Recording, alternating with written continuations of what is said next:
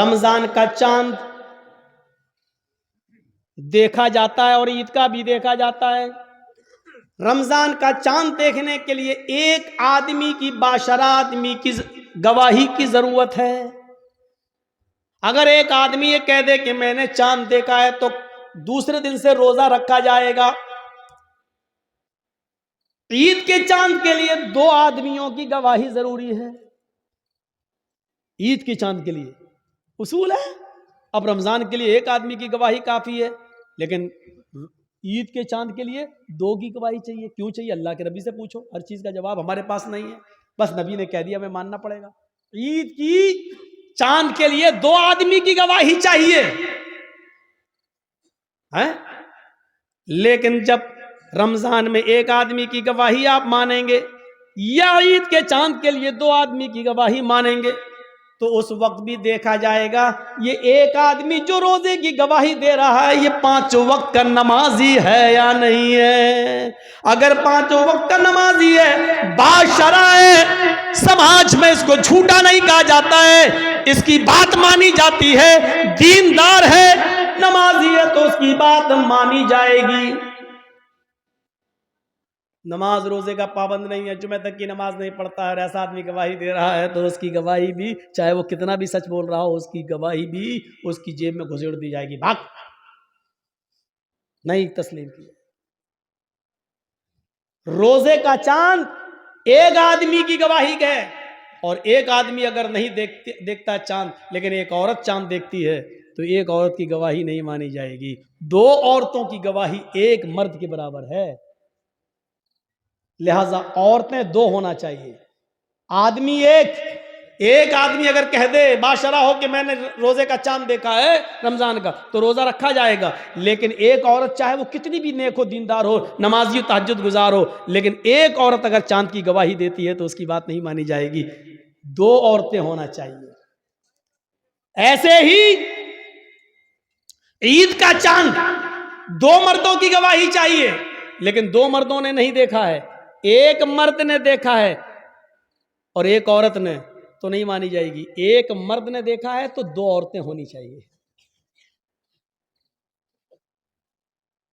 یا 4 عورتیں ہونی چاہیے، وہ بھی باشرع.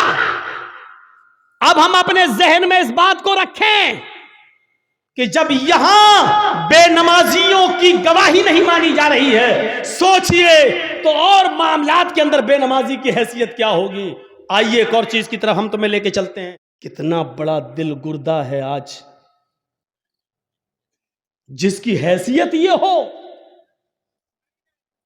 اور شادی کے موقع پر ہم یہ نہ دیکھیں. پوچھتے ہیں لڑکی پڑھی لکھی ہے؟ ہاں. کتنی؟ قرآن پڑھی ہے. کتنا بڑا کارنامہ ہے، قرآن پڑھی ہے.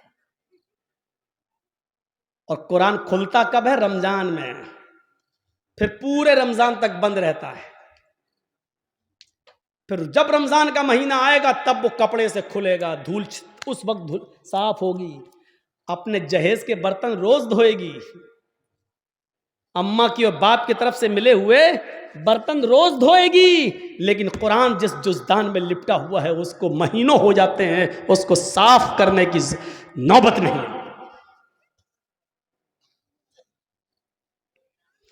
جس طریقے سے بے نمازی عورت بے نمازی آدمی کے ساتھ نہیں رہ سکتی، اسی طریقے سے نمازی شوہر کے ساتھ بے نمازی عورت نہیں رہ سکتی.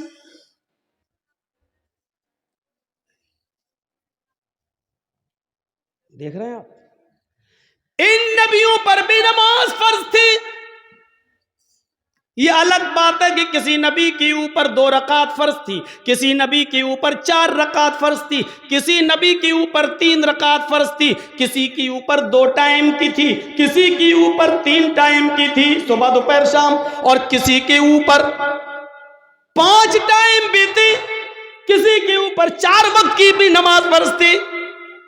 لیکن اللہ کے نبی جناب محمد رسول اللہ صلی اللہ علیہ وسلم جب نبی بنا کر بھیجے گئے تو آپ نے یہ نماز 5 وقت کی فرض کی، کیونکہ اللہ تعالیٰ نے 50 سے 5 وقت کی کر دی، اور جب 5 وقت کی فرض کر دی گئی تو نماز کا اصول یہ بنایا کہ فجر میں 2 رکعت رکھ دی، ظہر میں 4 رکعت رکھ دی، عصر میں 4 رکعت رکھ دی، مغرب میں 3 رکھ دی، اور عشاء میں 4 رکھ دی، کیونکہ کسی نبی کی اوپر 2 تھی، کسی کی اوپر 3 تھی، اور کسی کی اوپر 4 تھی، 2 سے کم نہیں تھی اور 4 سے زیادہ کسی کی اوپر فرض نہیں تھی، اس لیے اللہ کے نبی نے 2 بھی رکھی، 3 بھی رکھی اور 4 بھی رکھی، تاکہ لوگوں کو اس بات کا علم ہو جائے کہ میں کسی نبی کے خلاف نہیں ہوں، میں نے فجر میں 2 رکعت نماز فرض کی ہے تاکہ ان نبیوں کی بھی اقتدا ہو جائے جو 2 رکعت جو پڑھا کرتے تھے، 3 رکعت بھی میں نے مغرب میں رکھ دیے، کیونکہ کچھ نبیوں پر 3 وقت 3 رکعت فرض تھی، تو میں نے ان کو کی 3 رکعت بھی رکھ دی تاکہ اس نبی کی سنت بھی زندہ ہو جائے، اور جن نبیوں پر 4 رکعت فرض تھی ہم نے ظہر، عصر اور عشاء میں 4 رکعت فرض کر دی تاکہ اس نبی کی سنت پر بھی عمل ہو جائے۔ میں نبیوں کا مخالف نہیں ہوں، میں رسولوں کا مخالف نہیں ہوں، ہاں میں آخری نبی ہوں، اب طریقہ میرا چلے گا، اب راستہ میرا چلے گا۔ دنیا میں 3 ہی قسم کی مخلوق ہے، ایک مخلوق جو ہمیشہ کھڑی رہتی ہے جیسے پیڑ، درخت، پہاڑ، یہ کھڑے ہیں، کچھ مخلوق جھکی ہوئی ہوتی ہے جیسے بھینس، بکری، گائے، بھیڑ۔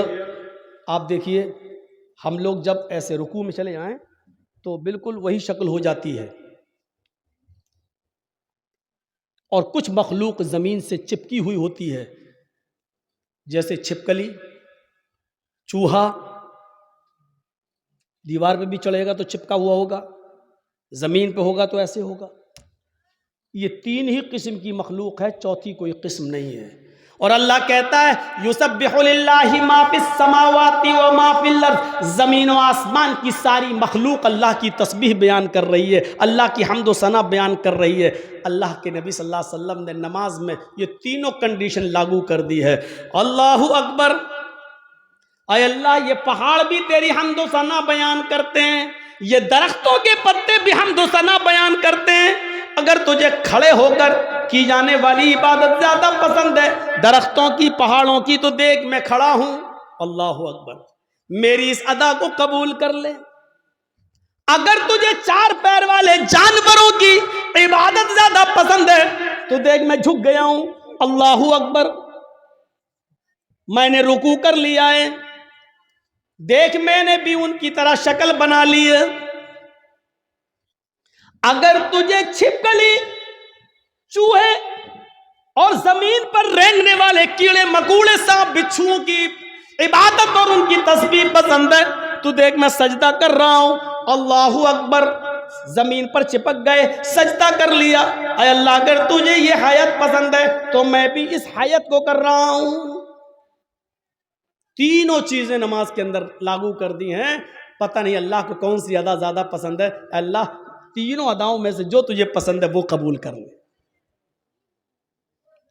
آئیے ایک اور چیز بتاتا ہوں آپ کو، اللہ کے نبی صلی اللہ علیہ وسلم کے پاس چند صحابہ آتے ہیں، ہاں سنیے زبردست چیز، چند صحابہ آتے ہیں اور آ کر کہتے ہیں اے اللہ کے نبی صلی اللہ علیہ وسلم،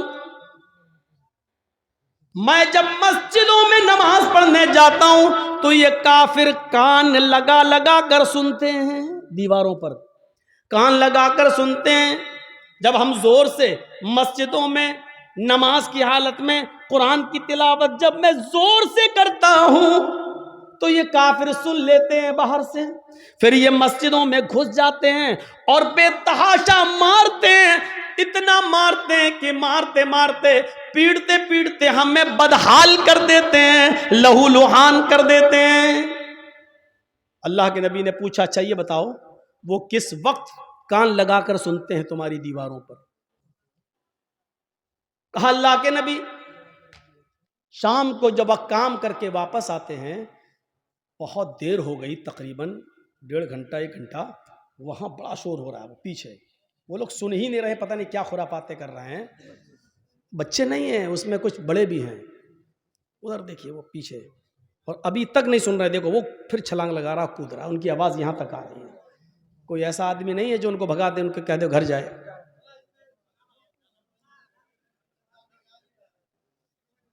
اتنے شیطان بچے. ان کے ماں باپ سے پوچھو، ہمارا دل کہتا ہے یہ رات میں پیدا ہوئے ہوں گے.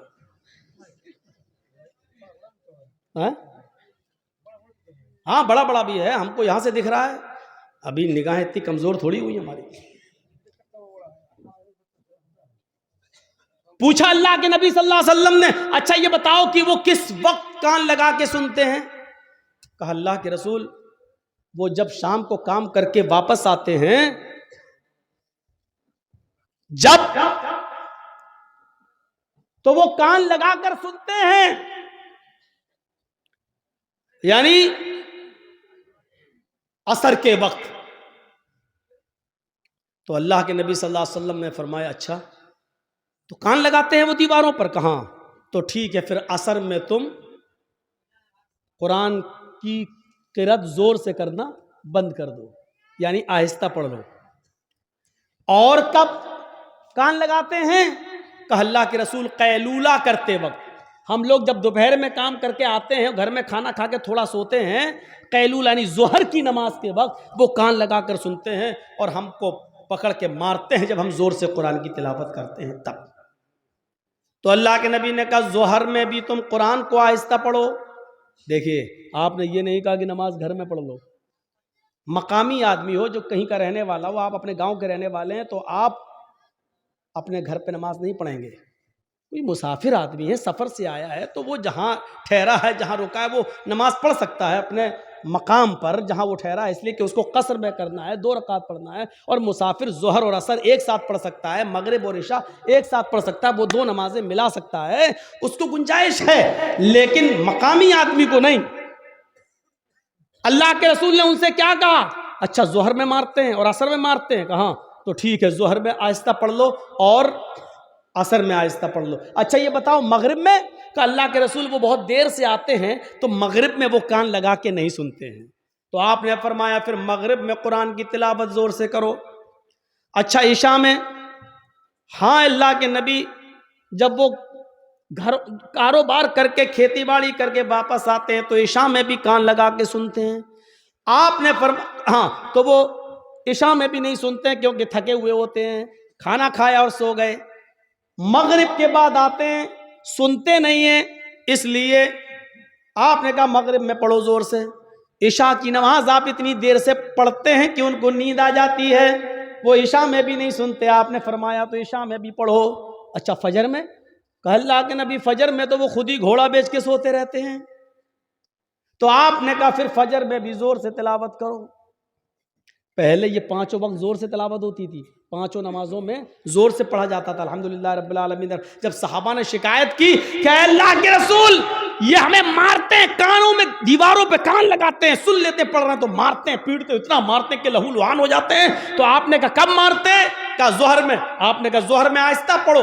کب مارتے ہیں؟ کہا عصر میں. عصر میں بھی آہستہ پڑھو. مغرب میں؟ کہا نہیں زور سے پڑھو. عشاء میں سو جاتے ہیں وہ، زور سے پڑھو. فجر میں نہیں اٹھتے ہیں وہ، زور سے پڑھو. میرے بھائیو یہ سلسلہ چلتا رہا، بہت دنوں تک یہ سلسلہ چلتا رہا، اور اتنے دنوں تک یہ سلسلہ چلا کہ مکہ فتح ہو گیا. جب مکہ میں کامیابی مل گئی اور نبی کی حکومت آ گئی، تب صحابہ کرام نے پھر عرض کیا. اب جو چیز بتانا چاہتا ہوں وہ سنیے. اب صحابہ نے عرض کیا اے اللہ کے نبی جب ہمارے حالات خراب تھے، جب یہ ہمیں مارتے تھے پیٹتے تھے، جس کی وجہ سے آپ نے آہستہ پڑھنے کا حکم دے دیا تھا ظہر میں اور عصر میں، اب تو یہ مارتے نہیں ہیں، اب تو حکومت ہمارے ہاتھ میں آ گئی، اب تو مکہ اور مدینہ کی باغ ڈور ہمارے ہاتھ میں ہے، تو اے اللہ کے نبی ہمیں پہلی والی اجازت دے دیجئے، اب ہم پھر سے 5 وقت کی نمازوں میں زور سے تلاوت کریں. بھئی حالات اب ختم ہو گئے، پہلے حالات برے تھے اس لیے آپ نے آہستہ پڑھنے کو کہہ دیا، اب تو ہمارے فیور میں ہے حالات، اب تو ہمارے حق میں ہے حالات، تو اب کیوں ہم آہستہ پڑھیں، اب ہم زور سے پڑھیں گے۔ آپ نے کہا نہیں نہیں، بالکل نہیں۔ صحابہ نے کہا اللہ کے رسول، کیا یہ وجہ نہیں تھی کہ یہ لوگ ہمیں مارتے تھے اس لیے آپ نے آہستہ پڑھنے کے لیے کہہ دیا تھا؟ آپ نے کہا وجہ یہی تھی۔ کہا جب وہ ریزن ختم ہو گیا، جب وہ وجہ ختم ہو گئی تو اب زور سے پڑھنے کی اجازت کیوں نہیں دی جا رہی ہے؟ اللہ کے نبی نے کیا فرمایا؟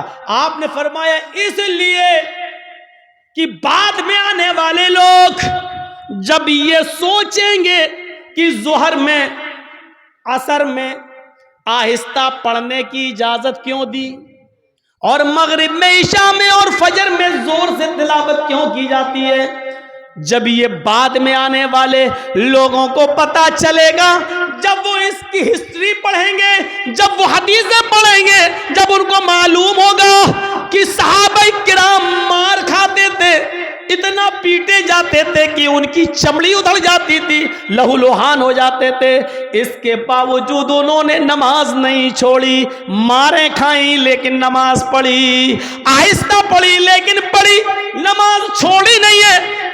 جب ان کو اس بات کا علم ہوگا تب ان کو پتا چلے گا کہ صحابہ کرام نے بڑی سے بڑی مصیبتیں جھیلی ہیں لیکن نماز نہیں چھوڑی ہے، نماز ترک نہیں کی ہے، تو پھر وہ بھی نمازی بن جائیں گے، وہ بھی نماز کے پابند ہو جائیں گے۔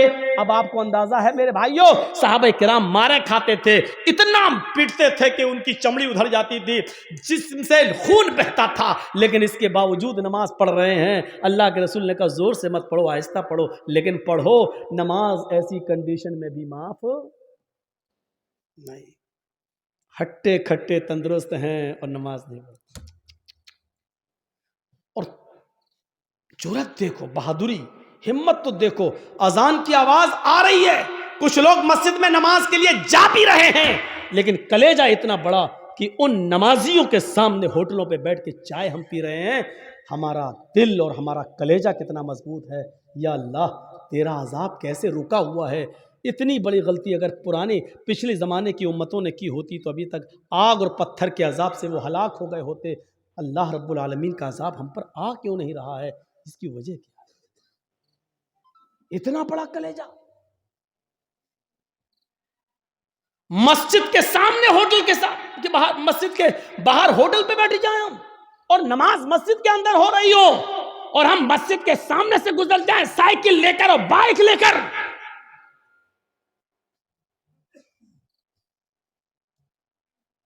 یہ مسجد دن بھر میں 5 مرتبہ بد دعا دیتی ہے، الہ العالمین، ان لوگوں نے مجھے بنایا تو بڑی شان سے، جلسے کرا کرا کے، چندے کر کر کے، سیمنٹ لے لے کے، بوریاں لے لے کر، اینٹیں لے لے کر ہمیں بنایا تو بہت اچھا ہے، خوبصورت بنا لیا، مینارہ بھی بنا دیا، بڑی عالی شان بنا دیا، لیکن الہ العالمین انہوں نے مجھے ویران کر دیا، بنانے کے بعد مجھے آباد نہیں کیا۔ اے اللہ، انہوں نے میرا پیٹ نہیں بھرا، اللہ انہوں نے مجھے بنانے کے بعد میرے پاس نہیں آئے، میری گود میں نہیں آئے۔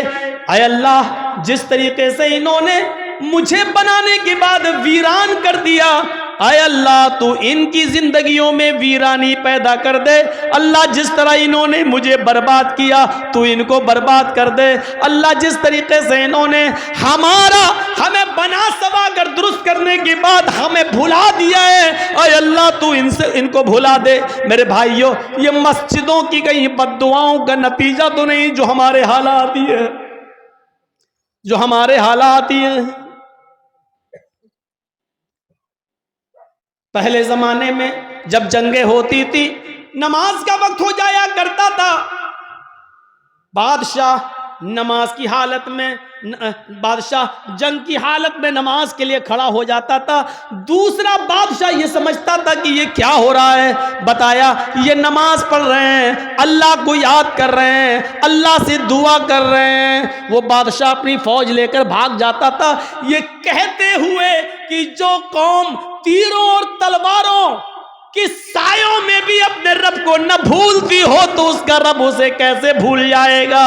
جو قوم تلواروں کے سایوں میں پلی ہوئی ہو، تیروں تلواروں کے سایوں میں جو نماز ادا کر رہی ہو، ایسی پوزیشن میں بھی وہ اپنے رب کو بھول نہیں رہی ہو، اپنے رب کی عبادت کر رہی ہو، پھر اس کا رب ہمارے ساتھ کیا کرے گا اگر ہم نے ان کو اس پوزیشن میں مارا؟ وہ اپنی فوج، اپنے ہتھیار، اپنے گھوڑے، اپنا سارا ہتھیار وہیں پر ڈال کر بھاگ جایا کرتے تھے، یہ کہتے ہوئے کہ اے اللہ والو ہم تمہارا مقابلہ نہیں کر سکتے، اے اللہ والو ہم تمہارا مقابلہ نہیں کر سکتے۔ میرے بھائیوں، کل تک ہمارے یہ حالات تھے، آج ہمارے حالات یہ ہیں، ہماری مسجدوں میں نماز ہو رہی ہے لیکن کافروں کی بارات بجتی ہوئی جاتی ہے، ان کے بینڈ بجتے ہوئے جاتے ہیں، ان کے گانے بجتے ہوئے جاتے ہیں، لیکن ہماری اذان کی آواز یا نماز کی قرات بھی ہو رہی ہو تو ان کو کوئی فرق نہیں پڑتا، کیونکہ جب اذان اور نماز کے وقت ہم نے اپنی ٹی ویوں کو بند نہیں کیا ہے، جب ہم نے اپنے گھروں میں ٹی ویاں چلانا شروع کر دی تو پھر کافروں کے دلوں سے بھی ہمارا رعب و دبدبہ نکل گیا، کافروں کے دلوں سے بھی ہمارا رعب و دبدبہ ختم ہو گیا۔ کیوں ہوگا؟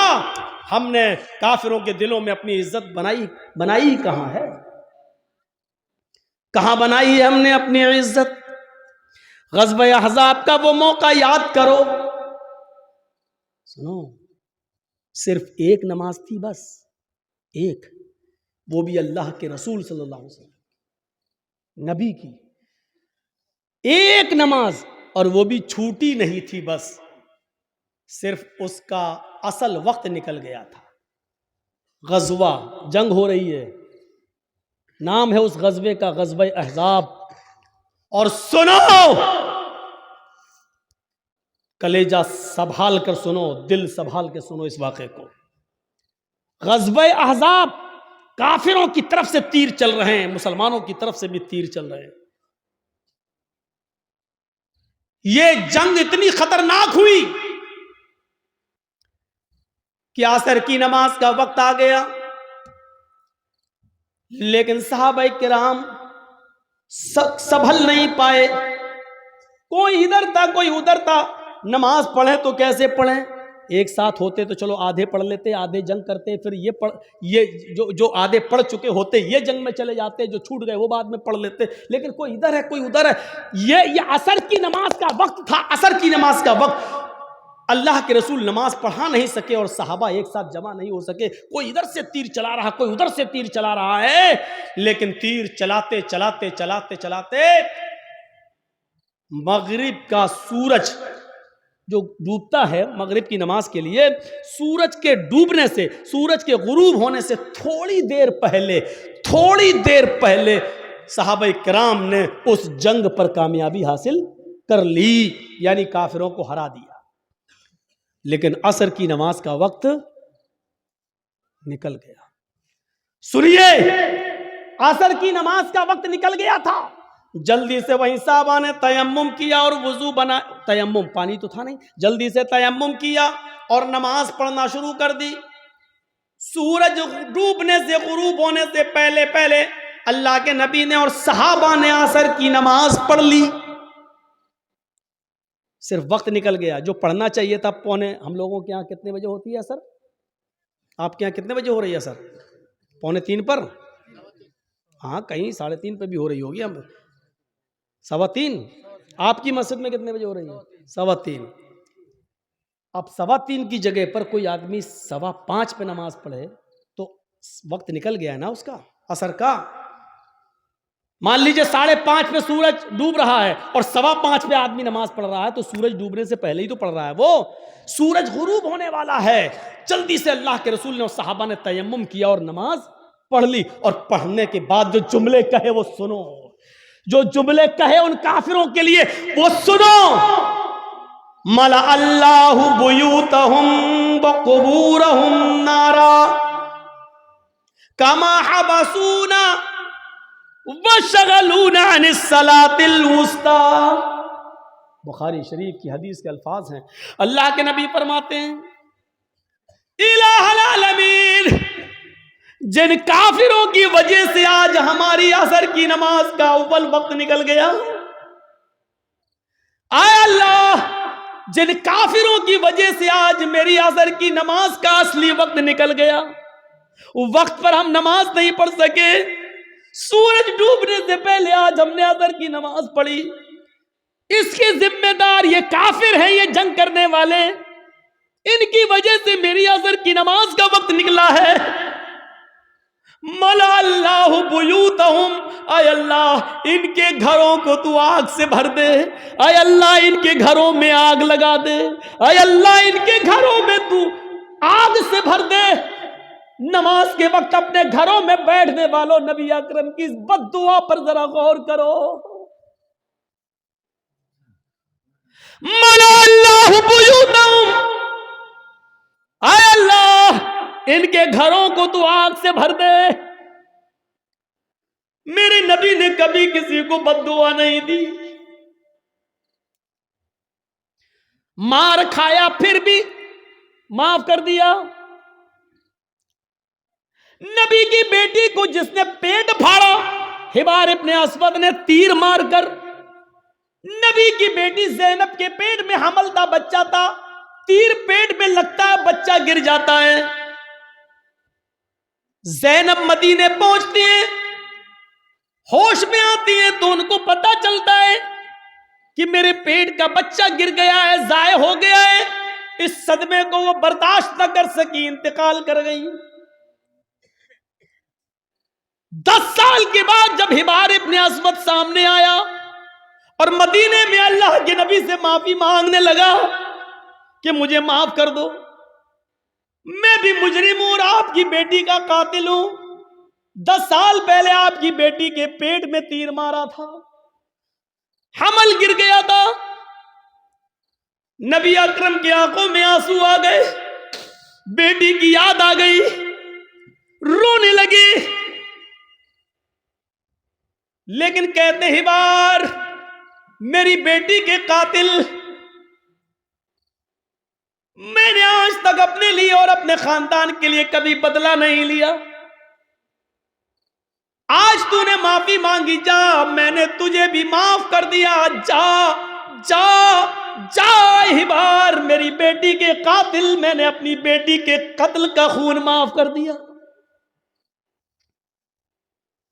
وہ حمزہ جو نبی کا چچا اور ہندا نے پیٹ پھاڑا، ناک کاٹی، کان کاٹا، زبان کاٹی، اور اسی میں دھاگا ڈال کر ناک کان زبان کا ہار بنا کر اپنے گلے میں پہنا، وہ ہندا جس نے حمزہ کا پیٹ پھاڑ کے کلیجہ نکالا اور چبایا، ہمت نہیں کر سکی اس کو کھانے کی، تھوک دیتی ہے، کٹی ہوئی گردن، پھٹا ہوا پیٹ، نکلا ہوا کلیجہ، کٹی ہوئی ناک، کٹا ہوا کان، کٹی ہوئی زبان، یہ لاش جب نبی کے سامنے آئی تو آپ کی آنکھوں میں آنسو آ گئے اور کہا اے حمزہ قیامت تک جتنے بھی لوگ اللہ کی راہ میں قتل کیے جائیں گے یہ شہید ہوں گے، لیکن تو قیامت کے دن سید الشہداء بنا کر اٹھایا جائے گا، تمام شہیدوں کا سردار بنا کر اٹھایا جائے گا۔ ایسا حال کرنے والی ہندا جب نبی کے سامنے آئی تو آپ نے کہا کیا چاہتی ہو؟ معافی۔ آپ نے کہا ہندا جا میں نے تجھے بھی معاف کر دیا، او میرے چچا کی قاتل جا میں نے تجھے بھی معاف کر دیا، میری چچا کی لاش کو بگاڑنے والی جا میں نے تجھے بھی معاف کر دیا، لیکن انسان ہوں، برا لگتا ہے، تو میرے سامنے مت آنا، کیونکہ جب تو میرے سامنے آئے گی تو مجھے چچا کی لاش یاد آ جائے گی۔ ہمارے نبی نے کبھی کسی کو بد دعا نہیں دی، طائف والوں نے اتنا مارا کہ سر پھٹ گیا، سر سے خون نکلا، پیروں پہ گرا، خون جم گیا، جوتے تک اتر نہیں پا رہے تھے اس جمے ہوئے خون کی وجہ سے۔ 2 فرشتے آئے، اے اللہ کے نبی کہو تو ان طائف والوں کو 2 پہاڑیوں کے بیچ میں پیس دوں۔ میں جب گیا تھا حج کے عمرے کے لیے تو میرے وہاں بہت پروگرام کرائے گئے تھے، جدہ میں ہوئے، دمام میں ہوئے، اور مکے میں ہوئے، مدینے میں ہوئے، تو ہم کو طائف بھی لوگ لے کر گئے، اور وہ پہاڑی ہم کو دکھائی تھی لوگوں نے وہاں طائف کے اندر، جس پہاڑی پر چڑھ کر کافروں نے نبی اکرم کو پتھر مارے، وہاں کے لوگ جو تھے وہ ان لوگوں نے بتایا کہ مولانا صاحب یہ وہ جگہ ہے، یہاں نبی کھڑے تھے، اوپر سے کافر پتھر مار رہے تھے۔ اس جگہ کو دیکھا ہے ہم نے اپنی آنکھوں سے، کافی اونچائی پر پتھر مار رہے، زور سے پتھر، اونچائی سے پتھر ماریں گے اور وہ نبی کے سر پہ لگے گا تو کتنی زور سے لگتا ہوگا۔ فرشتے موجود، وہ دونوں پہاڑی جس کے بیچ میں طائف بسا ہوا ہے، اگر اس پہاڑی کو یہاں سے لایا جائے، اس پہاڑی کو یہاں سے لایا جائے، دونوں کو ملایا جائے تو اس پہاڑی کے بیچ میں جتنے لوگ رہتے ہیں کب پس کے سرما بن جائے کچھ نہیں کہا جا سکتا۔ فرشتوں نے کہا آپ کہیے تو ان طائف والوں کے اس دونوں پہاڑیوں کے بیچ میں لا کر پیس دیں، ان کو کچل دیں، ان کو ختم کر دیں، ان کو برباد کر دیں۔ تو اللہ کے رسول نے کیا کہا؟ نہیں۔ فرشتوں نے دوبارہ کہا تو اللہ کے نبی نے فرمایا اللہم اہد قومی فإنہم لا یعلمون، اے فرشتوں نہیں ان کو مارو نہیں، اللہ ان کو ہدایت دے گا اور انشاءاللہ ان کی پشت سے آنے والی نسلیں مسلمان ہوں گی، ان کی نسلیں کلمہ پڑھنے والی ہوں گی، مجھے نبی ماننے والی ہوں گی۔ اے اللہ تو ان کو ہدایت دے، یہ مجھے جانتی نہیں ہے کہ میں کون ہوں۔ آپ نے اس موقع پر بھی بدلہ نہیں لیا۔ دیکھ رہے ہیں آپ، بیٹی کے قاتل کو معاف کر رہے ہیں، بدلہ نہیں لے رہے ہیں، ہندا کو معاف کر رہے ہیں، انتقام نہیں لے رہے ہیں۔ طائف میں پتھر کھانے کے باوجود فرشتے پتھروں کا طائف والوں کو پیسنا چاہتے ہیں، لیکن نبی انتقام نہیں لے رہے ہیں، کہہ رہے ہیں اے اللہ تو ان کو ہدایت دے۔ مار کھا کر دعائیں دینے والے نبی، لیکن آج اصول دیکھو، جس نے کبھی بد دعا نہیں دی آج وہ بد دعا دے رہا ہے۔ کیا کہہ رہا ہے؟ ملا اللہ بیوتہم، اے اللہ ان کافروں کے گھروں کو آگ سے بھر دے، اس لیے کہ آج انہوں نے میری بیٹی کو قتل نہیں کیا، میرے چچا کا کلیجہ نہیں نکالا، ناک نہیں کاٹی، کان نہیں کاٹا، انہوں نے آج مجھے نہیں مارا، بلکہ آج ان کی وجہ سے عصر کی نماز کا وقت نکلا۔ غور کرو، بیٹی کو مارا تو اس کو معاف کر دیا، چچا کا کلیجہ نکال کے کھانے والی کو معاف کر دیا، لیکن جن کی وجہ سے عصر کی نماز چھوٹ گئی، وقت پر نہیں پڑھ سکے، ان کو معاف نہیں کر رہے۔ اللہ کے نبی کہہ رہے ہیں ملا اللہ بیوتہم، اے اللہ ان کے گھروں کو تو آگ سے بھر دے، اور جب یہ مر جائیں آگ میں، اور جب ان کی قبروں، جب ان کو دفن کیا جائے قبروں میں، تو قبورہم، اے اللہ مرنے کے بعد بھی ان کو بخشنا نہیں، ان کی قبروں میں بھی آگ لگا دینا۔ کتنی ڈینجر بد دعا ہے۔ اندازہ لگاؤ، نماز جن کی وجہ سے چھوٹ رہی ہے وہ بھی سوچیں۔ جرجی صاحب نماز پڑھتے ہیں، نماز کا وقت ہو رہا ہے، مسجد میں جا رہے ہیں، اور آپ نماز کے وقت میں اپنے گھر میں ناشتہ کرانے لے جا رہے ہیں، تو اس کا مطلب یہ ہے کہ آپ کی وجہ سے نماز چھوٹ رہی ہے، آپ سبب بن رہے ہیں۔ یا تو نماز سے اتنا پہلے ناشتہ کرانا چاہیے تھا کہ اذان کے فوراً بعد نماز پڑھی جا سکے، یا پھر نماز کے بعد آپ کو ناشتہ کرانا چاہیے تھا۔ آپ ایسے موقع پر کیوں لے جا رہے ہیں؟ یہ ذہن غور کریے گا، غور کریے گا۔ وہ جنگ ہو رہی ہے، اللہ سبب مت بنیے کسی کا، آپ خود نماز پڑھنے رہے، دوسرے کی بھی نماز چھڑوا رہے ہیں آپ، یہ ایک اور گناہ ہے۔ کافر تو ویسے ہی جہنمی ہے، لیکن اللہ کے رسول صلی اللہ علیہ وسلم کیا کہہ رہے ہیں؟ اے اللہ ان کے گھروں کو آگ سے بھر دے، اور مرنے کے بعد جب یہ قبر میں دفن ہوں تو ان کی قبروں کو بھی تو آگ سے بھر دے۔ کما حبسونا وشغلونا عن الصلاۃ الوسطی، کیونکہ آج ان کی وجہ سے میری عصر کی نماز چھوٹ گئی۔ اوفو، ایک وقت کی نماز، اور وہ بھی چھوٹی نہیں، پڑھ لی، مغرب کے بعد نہیں پڑھ رہے ہیں، مغرب سے پہلے ہی پڑھ رہے ہیں، لیکن اصل وقت نکل جانے کی وجہ سے اب ہم اندازہ لگائیں ہم کہاں کھڑے ہیں۔ مولانا جرجی صاحب، آپ چاہے کتنا بول لو نماز کے اوپر، صبح فجر کی نماز میں ہم پھر نہیں آئیں گے، گھر میں سوتے رہیں گے۔ ہم تو بڑے باپ کے بیٹے ہیں، ہمارے اوپر تو کسی کی تقریروں کا اثر نہیں ہوا۔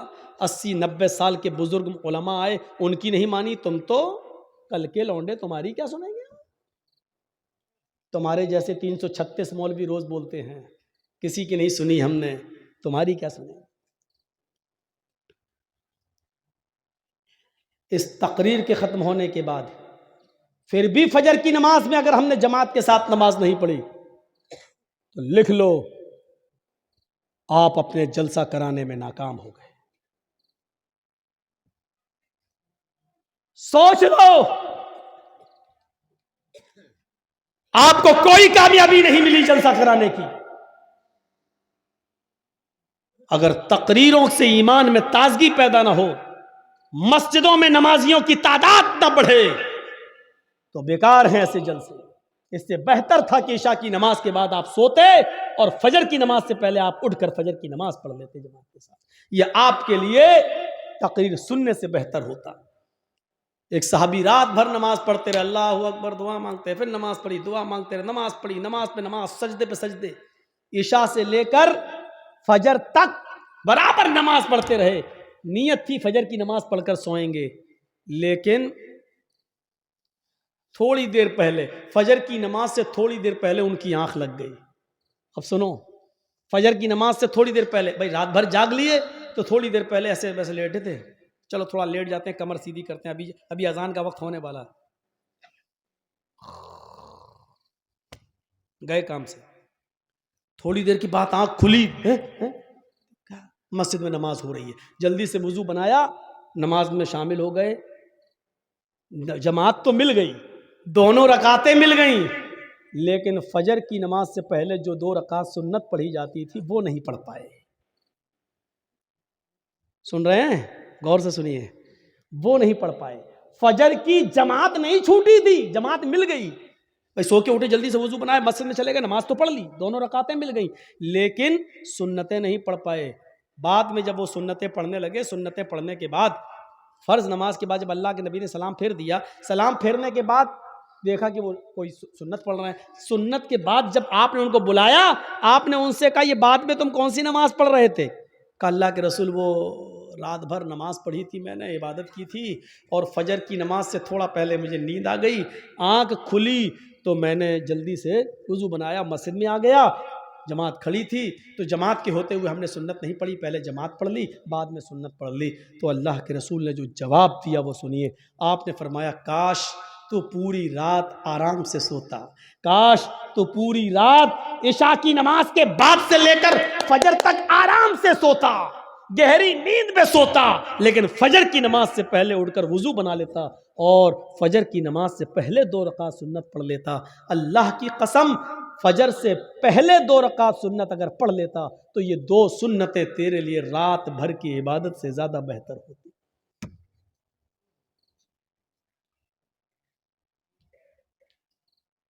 فجر کی نماز سے پہلے 2 رکعت سنت تمہاری رات بھر کی عبادت سے زیادہ بہتر ہوتی۔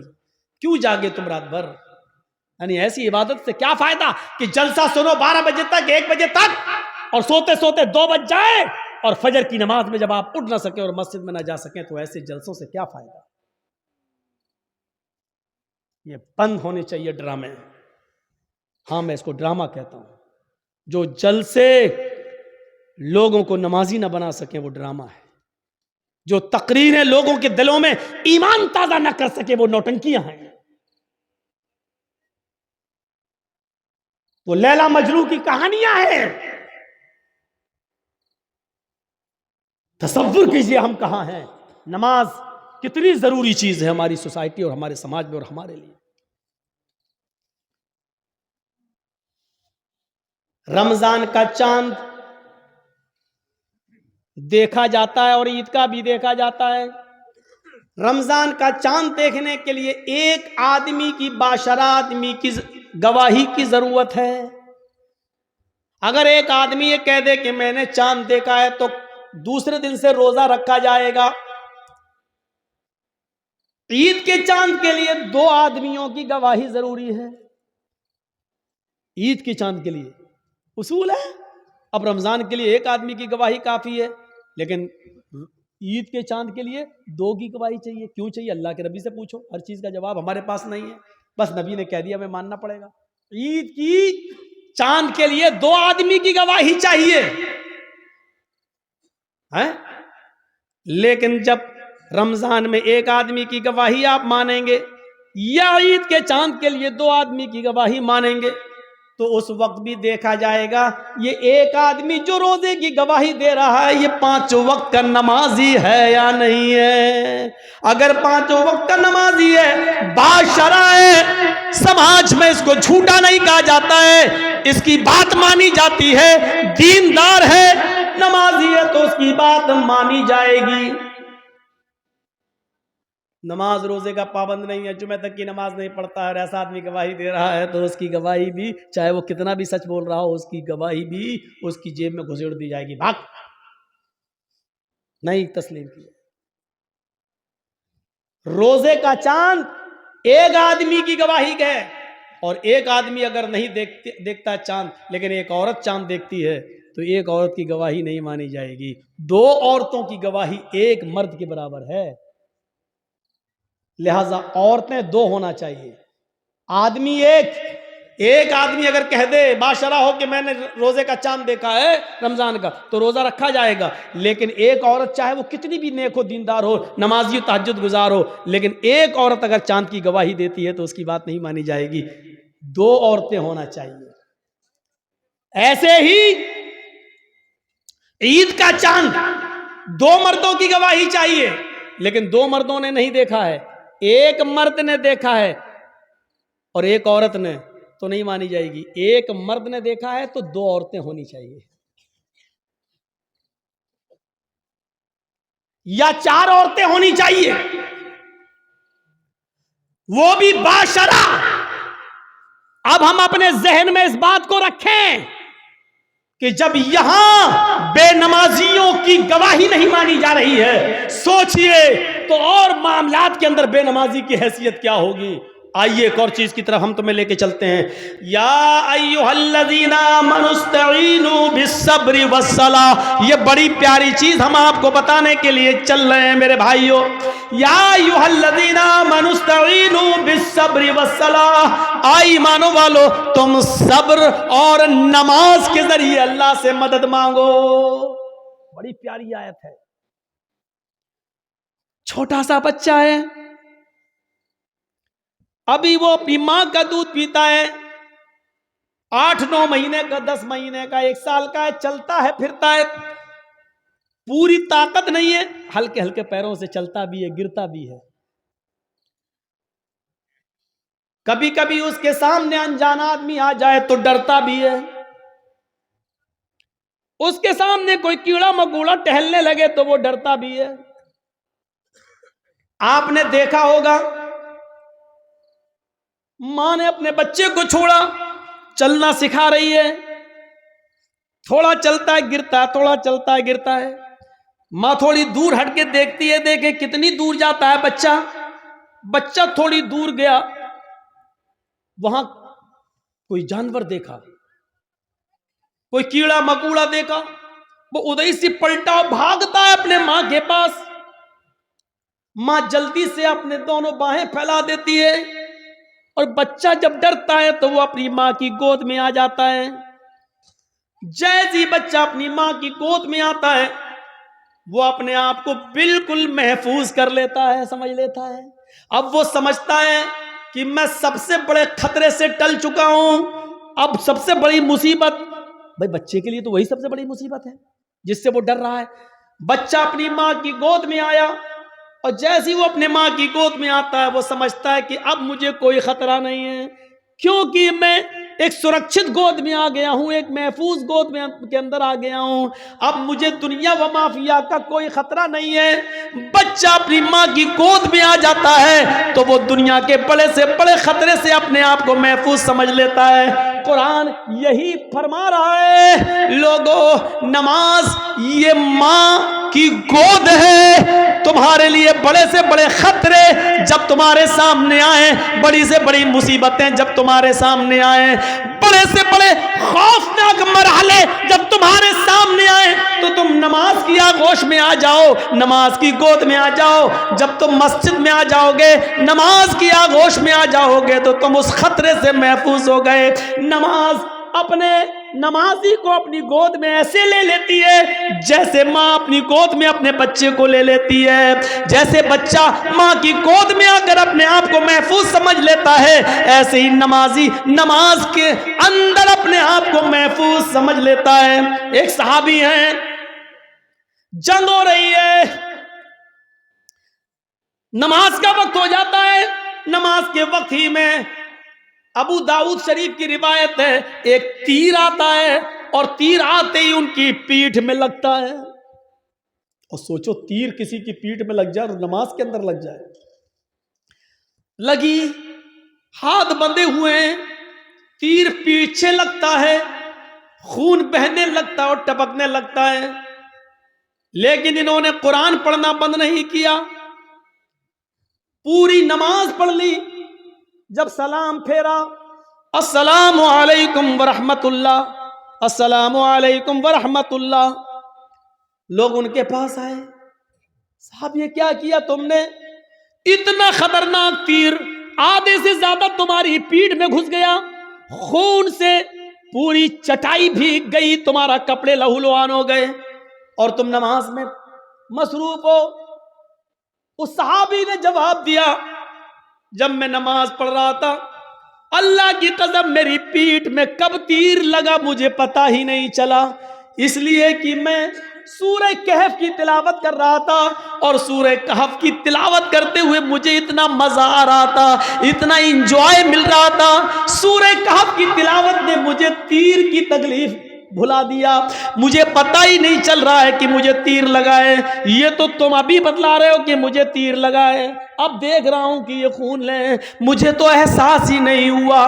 غور کیجئے کتنا بڑا خطرہ تھا تیر کا لگنا اور ان کو پتہ ہی نہیں، کیونکہ وہ نماز کی گود میں تھے، نماز کی آغوش میں تھے. سوچو میرے پیارے ساتھیو، آج ہماری بھی نمازیں ہیں، ہم پڑھتے ہیں اور ایک چھوٹا سا مچھر کاٹ لے تو ہم جلدی سے گال مسلنے لگتے ہیں، مچھر مارنے لگتے ہیں، اس لیے کہ ہمیں قرآن کی تلاوت میں مزہ ہی نہیں آتا ہے. وہ کہہ رہے ہیں کہ ہم ایسے سورہ کہف پڑھ رہے تھے، سورہ کہف کی تلاوت میں مجھے اتنا مزہ آ رہا تھا، اتنا انجوائے آ رہا تھا کہ مجھے پتہ ہی نہیں چلا کہ مجھے کب تیر لگا. یا ایھا الذین آمنوا استعینوا بالصبر والصلاۃ، ایمانو والو تم صبر اور نماز کے ذریعے اللہ سے مدد مانگو، صبر اور نماز کے ذریعے اللہ سے مدد مانگو. صبر اور نماز کے ذریعے صبر کرو اور نماز آغوش میں آ جاؤ نماز کے. اور جب تم مانگو تو اللہ جب نماز پڑھو گے تو اللہ تمہاری سب سنے گا. ہاں ایسا بھی ہو سکتا ہے کہ نماز کے بعد تم کچھ مانگ رہے ہو اور اللہ نہیں دے رہا ہے، یہ ہو سکتا ہے، تو اس میں گھبرانا نہیں چاہیے. نماز بھی پڑھ رہے ہو، دعا بھی مانگ رہے ہو، یا ربی یا ربی یا ربی، اللہ مجھے یہ دے، مجھے یہ دے، مجھے یہ دے، لیکن نہیں مل رہا ہے. اس کا یہ مطلب نہیں کہ آپ کی نمازیں قبول نہیں ہو رہی، اس کا یہ بھی مطلب نہیں کہ اللہ آپ سے ناراض ہے. کبھی ایسا مت سوچنا، نہیں دے رہا ہے تو وہ جانتا ہے کہ کیوں نہیں دے رہا ہے، اس کی مرضی ہے، اسی میں بھلائی ہو سکتی ہے. ہمارا ایک چھوٹا سا بچہ ہے، اس کو نیمونیا ہو گیا ہے، ایک مثال دے رہا ہوں. آپ کا ایک چھوٹا سا بچہ ہے، اس کو نیمونیا ہو گیا ہے، ناک بہہ رہی ہے، بخار میں تڑپ رہا ہے، بار بار اس کو پیاس بھی لگ رہی ہے، ڈاکٹر نے دوا دی ہے، ٹھنڈی چیزوں سے منع کیا ہے. جب آپ اس بچے کو لے کر دوا لے کر آ رہے ہیں تو راستے میں برف بیچنے والا آئس کریم بیچنے والا آئس کریم بیچ رہا ہے اور آپ کا بچہ آئس کریم کی ضد کر رہا ہے، پاپا مجھے آئس کریم چاہیے، پاپا مجھے آئس کریم چاہیے، ڈیڈ مجھے آئس کریم چاہیے، ابو مجھے آئس کریم چاہیے. مجھے ایمانداری کے ساتھ بتائیے، آپ کا بچہ بخار کی حالت میں، نیمونیا کی پوزیشن میں آئس کریم مانگ رہا ہے، کیا آپ اس کو آئس کریم دلائیں گے؟ کیا آپ اس کو آئس کریم کھلانا پسند کریں گے؟ نہیں، کیونکہ آپ جانتے ہیں کہ اس وقت اس کی اگر مراد میں نے پوری کر دی تو میرا بچہ اور زیادہ بیمار ہو جائے گا. آپ اس کے ہزار ضد کرنے کے باوجود آپ اس کو آئس کریم نہیں دیں گے، جبکہ آپ کو برا لگ رہا ہے کہ میرا بچہ بیچارہ مانگ رہا ہے. آپ نہیں چاہتے کہ اس کی تمنا پوری نہ ہو، آپ چاہتے ہیں کہ دلائیں، لیکن اس کی بیماری بتلا رہی ہے آئس کریم اس کے لیے نقصان دہ ہے۔ آپ باپ ہوتے ہوئے بھی اپنے بچے کو آئس کریم نہیں دلائیں گے، کیونکہ یہ آپ جانتے ہیں کہ میرے بچے کے لیے کیا اچھا ہے کیا برا ہے۔ آپ کہیے اللہ مجھے یہ دے، مجھے یہ دے، مجھے یہ دے، اور نہیں مل رہا ہے تو ناراض مت ہوئیے، کیونکہ آپ کا رب جانتا ہے آپ کو کیا دینا ہے اور کیا نہیں دینا ہے، وہ کیوں نہیں دے رہا ہے آپ کو۔ اس پہ اللہ تعالیٰ سے شکوہ مت کریے، شکایت مت کیجیے، ہو سکتا ہے اس کا نہ دینے میں ہی بھلائی ہو جو چیز آپ مانگ رہے ہوں۔ ایک بادشاہ اعلان کرتا ہے، آؤ میری رعایا، میری پبلک جو مجھ سے مانگے گی، منہ مانگے میں اس کو دوں گا۔ ساری کی ساری پبلک ایک میدان میں جمع ہو جاتی ہے، اور بادشاہ جو پبلک مانگتی جا رہی ہے بادشاہ دیتا جا رہا ہے۔ ایک بڑھیا ایک کھچر پہ بیٹھ کے آئی، کھچر گدھے کی طرح ہوتا ہے، کھچر پہ بیٹھ کے آئی۔ بادشاہ نے کہا بڑھیا تیرا بیٹا ہے؟ کہا نہیں۔ پتی ہے؟ کہا نہیں۔ کوئی نہیں ہے؟ کہا نہیں۔ آئے میرے وزیر، اس بڑھیا کو 100 دینار دے دو، 100 سونے کی اشرفیاں دے دو۔ بڑھیا کہنے لگی نہیں، آپ بے انصافی کر رہے ہیں، سب سے پوچھ رہے ہیں کہ بتاؤ کیا مانگتے ہو، اور جو جو مانگ رہا اس کو آپ دیتے جا رہے ہیں، اور مجھ سے کہہ رہے ہیں کہ 200 اشرفی دے دو سونے کی۔ نہیں، مجھے بھی منہ مانگے انعام چاہیے۔ بادشاہ نے کہا بتا تجھے کیا چاہیے؟ اس نے کہا جو کھچر میں لے کے آئی ہوں اس کی اوپر اتنا سونا لاد دو کہ یہ آسانی سے لے کر میرے گھر تک پہنچ جائیں، اس کھچر کے وزن کے برابر سونا۔ بادشاہ نے کہا دیکھو یہ تم غلط کر رہی ہو۔ کیا جواب دیا اس بڑھیا نے؟ آپ نے سب کی مرادیں پوری کی، میری بھی کرو۔ پبلک کہنے لگی ہاں بادشاہ سلامت، آپ کی بے انصافی، آپ غلط کر رہے ہیں، سب کو منہ مانگے دے رہے ہیں، تو اس بڑھیا نے بھی جو مانگا اس کو دو۔ بادشاہ نے کہا جاؤ سونا لے کر آؤ اور اس کے کھچر پر لاد دو۔ سونا لاد کر کھچر پر لے کر بڑھیا چلی گئی گھر۔ گاؤں کے لوگوں کو پتا چلا، او سنو بہت سا مال آیا، سونا ملا ہے بڈھی کو۔ گھر کمزور تھا، رات میں نقب لگایا، 2-3 چور اندر گھسے۔ بڑھیا میں طاقت ہی کتنے تھی، ایک نے پیر پکڑا، ایک نے گردن دبا دی، پکڑا ختم۔ 1 منٹ بھی نہیں لگا، بڑھیا گئی اور سارا سونا وہ لے کر بھاگ گئی۔ صبح ہنگامہ ہو گیا، بڑھیا ماری گئی، سونا چلا گیا۔ بادشاہ نے ساری رعایا کو پھر بلایا، کہا لوگوں کیا ہوا؟ کہا بڑھیا ماری گئی، سونا غائب۔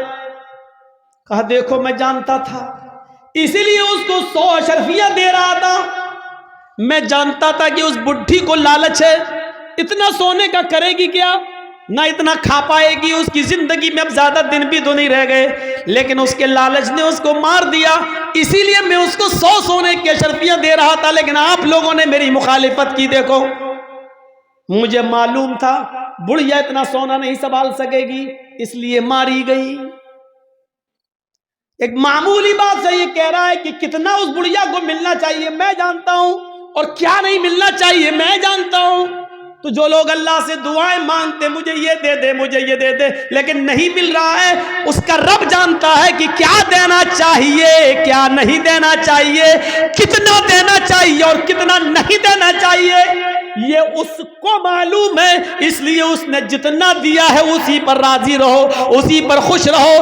زیادہ مال تباہی و بربادی کا باعث بھی بن جاتا ہے۔ کل میں نے بتایا تھا اللہ کے نبی نے جب جنت میں جھانک کر دیکھا تو جنت میں سب سے زیادہ غریب فقیر و مسکینوں کو دیکھا، اور جہنم میں جھانک کر دیکھا تو سب سے زیادہ عورتوں کو دیکھا۔ میرے بھائیوں اندازہ لگائیے، یا ایھا الذین آمنوا استعینوا بالصبر والصلاۃ، نماز ایک ماں کی طرح ہے، جس طرح بچہ ماں کی گود میں آ جاتا ہے تو اپنے آپ کو محفوظ سمجھتا ہے، ایسی بڑی سے بڑی مصیبتیں جب ہمارے اور آپ کی اوپر آئیں تو ہم نماز میں مصروف ہو جائیں۔ یقین نہیں آتا تو سنو، ابراہیم علیہ السلام اپنی بیوی سارہ کے ساتھ، سارہ ہاجرہ تو دوسری ہیں، سارہ پہلے تھی، پہلی بیوی کون ہے؟ سارہ کے ساتھ جا رہے ہیں، اور ظالم بادشاہ کے ملک میں گھس جاتے ہیں، اس ملک کو کراس کرنا چاہتے ہیں۔ ظالم بادشاہ کے وزیروں نے لوگوں کو بتایا، بادشاہ کو بتایا ایک آدمی ہے، اس کے ساتھ ایک عورت ہے اور بڑی خوبصورت ہے۔ بادشاہ نے کہا اچھا خوبصورت ہے، کہاں؟ بلا کے لاؤ۔ ابراہیم و سارا بلا کر لائے گئے۔ بادشاہ نے پوچھا یہ تمہاری کون ہے؟ ابراہیم علیہ السلام نے فرمایا یہ میری بہن ہے۔ ابراہیم علیہ السلام نے یہ سن رکھا تھا کہ اس بادشاہ کو اگر یہ کہہ دیا جائے کہ یہ میری بہن ہے تو بھائی کے ساتھ جب بہن کو دیکھتا ہے تو وہ پھر ہاتھ نہیں لگاتا ہے، چھوڑ دیتا ہے۔ تو کہہ دیا کہ بہن ہے، یہ جھوٹ نہیں تھا۔ ابراہیم علیہ السلام نے جب یہ کہا کہ یہ میری بہن ہے تو اس حیثیت سے کہا کہ ساری دنیا کے مسلمان آپس میں بھائی ہیں اور ساری دنیا کی عورتیں بہن ہیں۔ ایمانی رشتے سے ان کو اپنا بہن دل میں نیت کی تھی، ایمانی رشتے سے تو سبھی بہن ہیں، ہر کوئی ایک دوسرے کا بھائی، ایک دوسرے کی بہن ہے۔ لیکن چونکہ خوبصورت اتنی تھی حضرت سارہ کہ بہن کہنے کے باوجود بھی اس کی نیت خراب رہی۔ اس نے کہا ان کو کہیں لے جاؤ اور سارہ کو ذرا ہمارے دربار میں لے کے آؤ۔ ابراہیم علیہ السلام اپنی بیوی سے کہتے ہیں جاؤ۔ ابراہیم علیہ السلام کو ایک جگہ روک دیا جاتا ہے، سارہ کو اکیلے لے جایا جا رہا ہے، اور جب بادشاہ کے خلوت میں، بادشاہ کی تنہائی میں سارہ کو کر دیا جاتا ہے تو بادشاہ نے سارہ نے دعا مانگی، الہ العالمین میں اپنے شوہر ابراہیم کی امانت ہوں اور آج تک میں نے تیرے دین کی کبھی مخالفت نہیں کی ہے، اے اللہ اس ظالم بادشاہ سے میری عزت و آبرو کی حفاظت فرما۔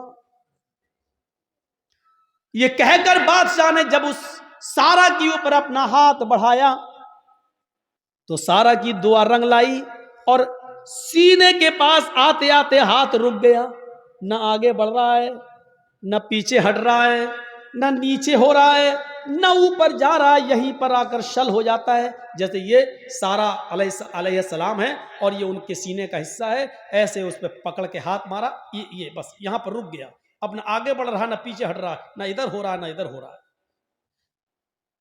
چیخ کر کہتا ہے سارہ تیرے پاس کوئی خدائی طاقت ہے جو میرے ہاتھ کو مضبوطی کے ساتھ پکڑے ہوئے ہے، اللہ سے دعا کر، میں وعدہ کرتا ہوں کہ میں تجھے ہاتھ نہیں لگاؤں گا۔ حضرت سارہ نے دعا کی اور بادشاہ کا ہاتھ صحیح ہو گیا۔ پھر نیت خراب ہو گئی اس کی، پتہ نہیں، ہو سکتا ہے آٹومیٹک ہو گیا ہو۔ اس نے دوبارہ ہاتھ بڑھایا تو دوبارہ پھر ہاتھ وہیں پر رک گیا، حضرت سارہ کے تھوڑا پاس۔ شل ہو گیا، نہ آگے نہ پیچھے، نہ دائیں نہ بائیں۔ اے سارہ ایک بار اور دعا کر دے، اس کے بعد ہم تجھے کبھی ہاتھ نہیں لگائیں گے، میں چھوڑ دوں گا۔ اس نے پھر دعا کر دی، اللہ اس کو ٹھیک کر دے، صحیح ہو گیا۔ لیکن کہتے نا اتنی خوبصورت تھی کہ اس کا دل مطمئن نہیں تھا۔ تیسری مرتبہ اس نے پھر بد عہدی کی اور پھر ہاتھ بڑھایا، پھر ہاتھ سب شل پڑ گیا، آگے نہیں بڑھا۔ کہتا ہے کہ میں قسم کھاتا ہوں اپنے رب کی، جس کو وہ رب مانتا تھا، میں اپنے معبود کی، اپنے خدا کی قسم کھا کے کہتا ہوں اب ہاتھ نہیں لگاؤں گا، مجھے آخری بار معاف کر دے اور دعا کر۔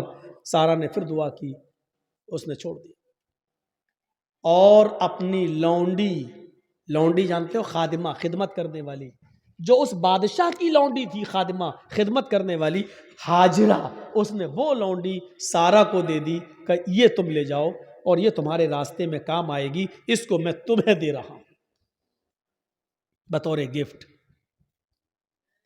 حضرت سارہ جب ہاجرہ کو لے کر آئیں تو پوچھا کہ میرے شوہر ابراہیم کہاں ہیں؟ بادشاہ کی پولیس، بادشاہ کی فوج جب حضرت سارہ کو ابراہیم علیہ السلام کے پاس لے کر گئے تو حضرت سارہ کیا دیکھتی ہے کہ ابراہیم علیہ السلام نماز میں مصروف ہیں، نماز پڑھ رہے ہیں۔ مسلم شریف کی حدیث ہے، وہ نماز میں مصروف ہیں، نماز پڑھ رہے ہیں اور نمازی میں یہ دعا کر رہے ہیں کہ اللہ میری بیوی کی حفاظت فرما، اللہ میری بیوی کی حفاظت فرما، اللہ ظالم بادشاہ کے ظلم سے ہماری بیوی کو بچا لے۔ نماز میں مصروف ہیں۔ میرے بھائیوں، جب سارا کے اوپر مصیبت آئی اور ظالم بادشاہ نے جب ان کو پکڑا اور اپنے آغوش میں لینا چاہا تو ان کے پتی ابراہیم علیہ السلام نماز کے اندر گر جاتے ہیں، نماز میں مصروف ہو جاتے ہیں، نماز پڑھنا شروع کر دیتے ہیں۔ غور کیجئے، جب کسی کے اوپر مصیبت آئے تو اس کو نماز کے اندر نماز پڑھنا چاہیے، اس کو نماز کے اندر اللہ رب العالمین سے دعا کرنی چاہیے، کیونکہ نماز ایک ماں ہے، آپ کو اپنی آغوش میں لے لے گی، اور جب آپ نماز کی آغوش میں آ جائیں گے تو سارے خطروں سے محفوظ ہو جائیں گے، سارے خطروں سے آپ الگ ہو جائیں گے، پھر کوئی خطرہ نہیں رہے گا، ٹل جائے گا وہ خطرہ۔ آپ کو یاد ہوگا صحیح بخاری کی روایت ہے، بنی اسرائیل میں ایک نوجوان تھا، نام تھا اس کا جریج، نام تھا اس کا جریج، بہت نیک عبادت کرنے والا، بڑا اللہ والا، بڑا نمازی۔ ایک بار حضرت جریج نماز کے اندر مصروف تھے، نماز پڑھ رہے، اور ان کی ماں کو کسی چیز کی ضرورت پیش آ گئی تو جریج کو آواز دینے لگی، آئی جریج۔ جریج کہتے ہیں اللہ میں نماز میں ہوں اور پیچھے میری ماں آواز دے رہی ہے۔ جریج یہ کہتے ہیں اللہ میں کیا کروں، میں نماز میں اور میری ماں پیچھے آواز دے رہی ہے۔ پھر اس نے تیسری آواز دی جریج، لیکن جریج نے کوئی جواب نہیں دیا، وہ نماز پڑھتے رہے۔ چوتھی بار جریج کی ماں کے منہ سے یہ جملہ نکلا، جریج تو نے میری آواز سن کر بھی انسنا کر دیا۔ آئے اللہ جریج اس وقت تک نہ مرے جب تک کہ وہ کسی بدکار عورت کا منہ نہ دیکھ لے۔ آئے اللہ جریج کو اس وقت تک تو موت مت دینا جب تک کہ جریج کسی بے شرم و بے حیا عورت کے ساتھ ہم بستری نہ کر لے، اس کے ساتھ زنا نہ کر لے۔ ماں کی بد دعا تھی، ماں یہ بد دعا دے کر چلی گئی۔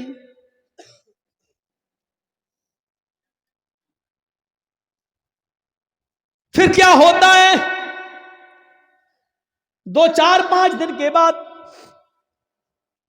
ایک عورت جریج کے معبد میں جہاں وہ عبادت کرتے تھے اسی میں حجرہ تھا، اسی حجرے میں خوبصورت عورت آتی ہے اور جریج سے کہتی ہے جریج ادنو منی، آؤ میرے قریب آؤ اور مجھ سے زنا کرو۔